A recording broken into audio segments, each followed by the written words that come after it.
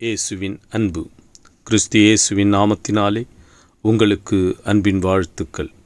ஏசாயா 60 அதிகாரம் 20 உன் சூரியன் இனி அஸ்தமிப்பதுமில்லை, உன் சந்திரன் மறைவதுமில்லை. கர்த்தரே உனக்கு நித்திய வெளிச்சமாயிருப்பார்.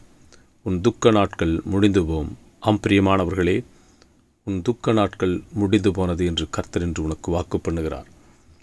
இதோ உன் வாழ்க்கையில் அநேக கஷ்டங்கள் மத்தியில் நடந்து, ஆண்டவரே, நான் நம்பினவர்கள் எல்லாம் என்னை கைவிட்டார்கள், நான் என்ன செய்வேன், என் வாழ்வு எப்படி ஆகும், நான் கைவிடப்பட்ட நிலையில் இருக்கிறேனே, அஸ்தமனத்தை நோக்கி நான் கடந்து சொல்லுகிறேனே, இருளான வாழ்வு என்னை சூழ்ந்து கொண்டதே, நான் என்ன செய்யப் போகிறேன், என் பிள்ளைகள் என்ன செய்யப் போகிறார்கள் என்று நீ யோசித்து கொண்டிருக்கலாம். கர்த்தரிடத்தில் கேள்விகளோடு இருக்கலாம்.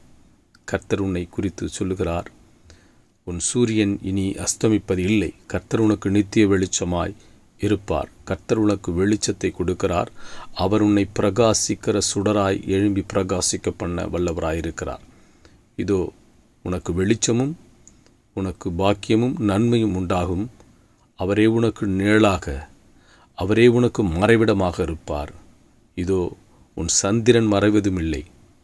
உனக்கு வெளிச்சமும் நிழலும் சமாதானமும் அமைதியும் கர்த்தர் கொடுக்க வல்லவராயிருக்கிறார். கர்த்தரே உனக்கு நித்திய வெளிச்சமாயிருப்பார்.